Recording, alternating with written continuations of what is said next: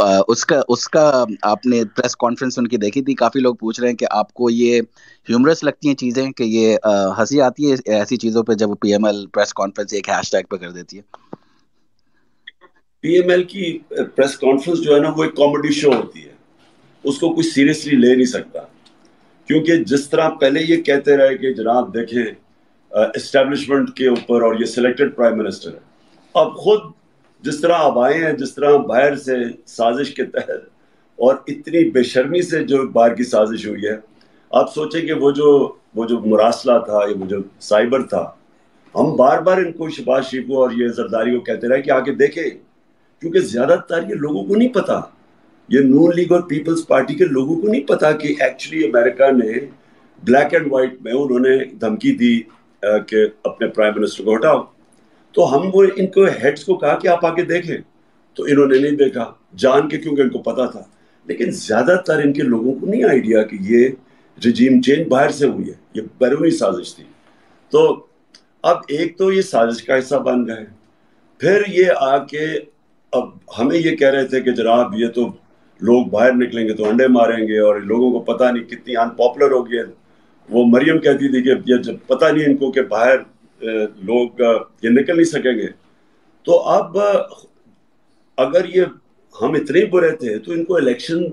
لڑنے سے کیا ڈر لگ رہا ہے؟ اتنی کوشش کریں کسی طرح کے الیکشن نہ ہو،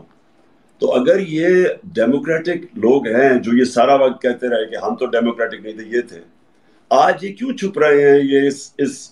اس سازش کے پیچھے اپنی گورنمنٹ اور یہ جو انہوں نے جس طرح کے لوگوں کو اکٹھا کیا ہوا ہے، مجرموں کی حکومت، اور یہ دونوں یاد رکھیں کہ یہ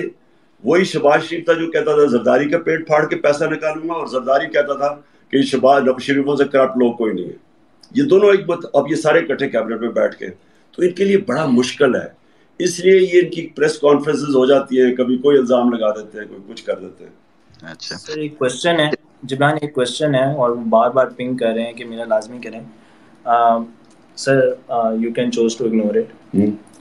کوشچن یہ ہے کہ 36 میں سے 24 وزیر جو ہیں وہ بیل پہ رہا ہیں،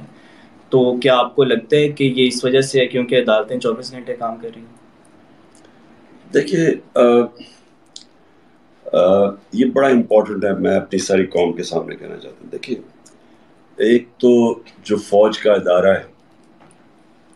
کبھی اس کے خلاف بات نہ کریں، کیونکہ فوج ایک ایسی چیز ہے جو اگر ہماری فوج نہ ہوتی تو یہ ملک میں نہیں رہنا تھا۔ عمران خان سے زیادہ اس ملک کو ضرورت پاکستانی فوج کی ہے، اور ہمیں ہمیشہ اس ادارے کو اس کی مضبوطی کے لیے ہمیں بات کرنی چاہیے، اور ہمارے جو دشمن ہیں وہ مسلسل اس کو اٹیک کرتے ہیں، بلکہ یہ دونوں جو prime minister, ex prime minister اور پریزیڈنٹ، وہ زرداری اور نواز شریف، ان دونوں نے اپنی فوج کو انڈرمائن کرنے کی کوشش کی ہے۔ یہ جب گورنمنٹ میں بھی تھے انہوں نے انڈرمائن کیا اس کو، انہوں نے گورنمنٹ میں رہتے ہوئے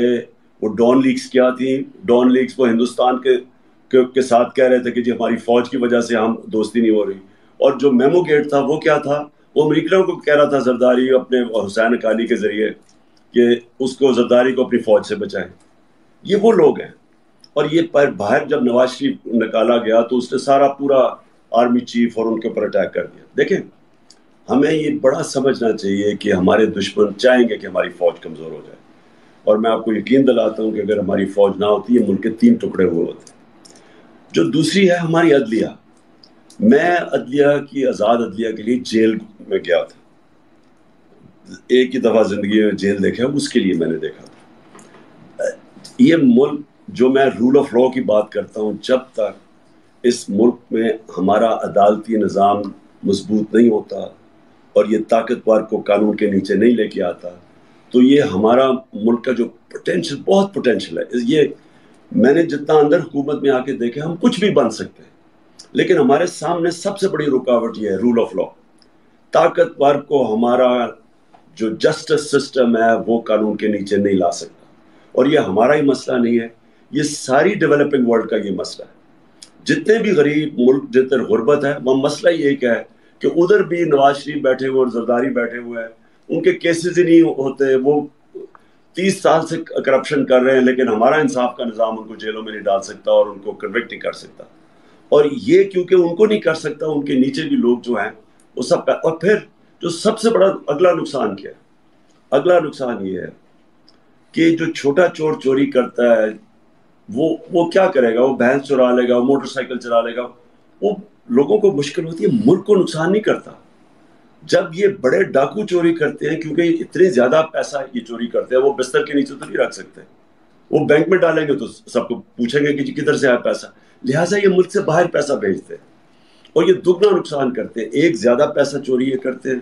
دوسرے جب یہ ملک سے باہر بھیجتے ہیں تو اس سے بڑا نقصان کرتے ہیں، کیونکہ پھر روپے کے اوپر پریشر پڑ جاتا ہے. جب آپ ڈالرز خرید کے باہر بھیجیں گے تو ڈالر کے اوپر جب ڈالر کم ہوگا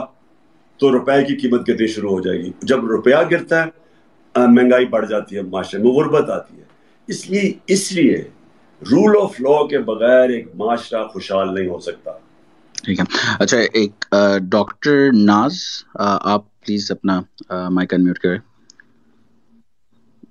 السلام علیکم جی، میرا نام ڈاکٹر این ہے. سو میں جو نا مجھے یقین نہیں آ رہا کہ میں آج آپ سے بات کر رہی ہوں، اینڈ اٹس مائی آنر. میں بس یہ پوچھنا چاہ